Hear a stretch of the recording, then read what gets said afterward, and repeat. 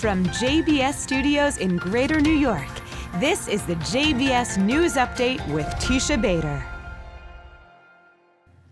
I'm Teisha Bader with the JBS News Update for Tuesday, March the 30th, 2021.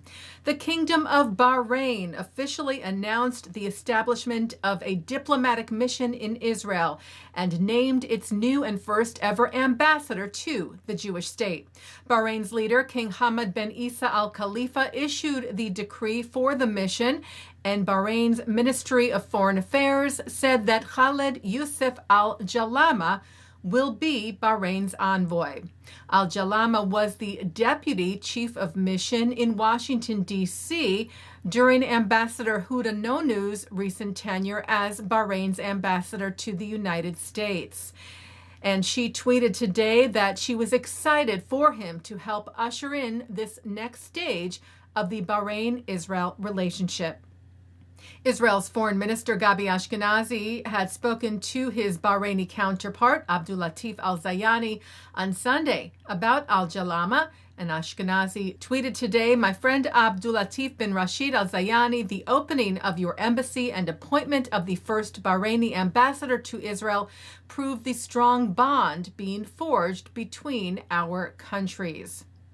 Israel's foreign ministry said that in the coming weeks, a team from Bahrain will arrive in Israel to make the necessary arrangements.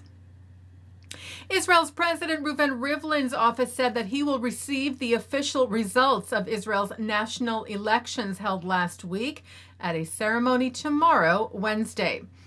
As we reported to you yesterday, it is believed that consultations with party leaders will begin the following Monday, April the 5th, with the president choosing who will be tasked with forming a government with a deadline of April the 7th. Meanwhile, reports today continue of various possible partnerships being discussed among the parties that are opposing Israeli Prime Minister Benjamin Netanyahu. Some reports saying that New Hope Party chief Gideon Sa'ar could join a government led by Yesh Atid party leader Yair Lapid if Lapid and Naftali Bennett, who leads Yamina, were to rotate the premiership. Another report saying that Bennett wants sole premiership, period.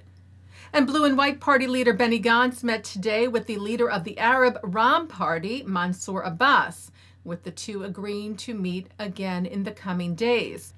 Abbas's party is in the unique position with 4 seats to potentially give either Netanyahu's bloc or the opposing bloc enough seats to form the 61 vote majority needed for a coalition. The oldest known righteous among the nations has died. Anna Kosminska was recognized as a righteous among the nations, Israel's honor for non-Jews who saved Jews from the Holocaust, in 1991. The Polish Kosminska and her late stepmother Maria provided life-saving shelter to several Jews during the Holocaust, including 8-year-old Abraham Jablonski, who had escaped from the Warsaw Ghetto. They hid him in their home for nearly 3 years until the war ended and he was able to get to Israel. Kosminska died last week on March the 24th, which happens to be, the Polish Jewish Museum wrote, the National Day of Remembrance of Poles saving Jews under German occupation. Well, a silver coin dating back to the Second Temple period was found during a conservation project at Jerusalem's Tower of David Museum. The Times of Israel reports it was inside a box of artifacts originally excavated in the 1980s. Museum tour guide Eli Ilan shared some of the details of the rare rediscovery. One of the findings was this ancient coin, which has on one side the character of the major god from Phoenician culture.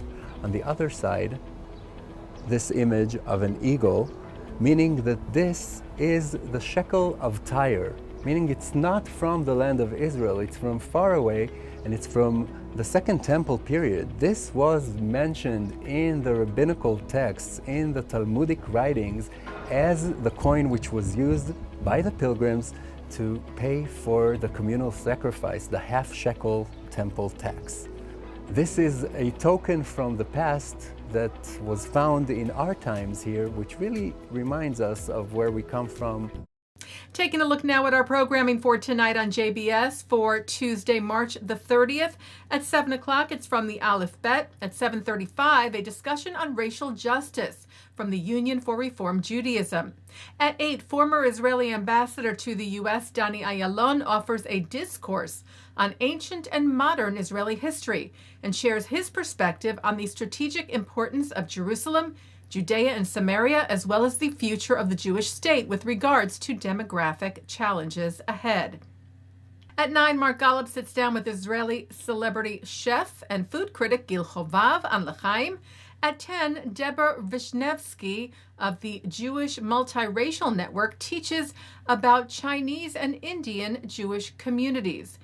And coming up next, it's The Der Show, where Alan Dershowitz takes a look at the Second Amendment. And that's the JBS News Update for Tuesday, March the 30th, 2021. I'm Teisha Bader. Stay healthy, stay well.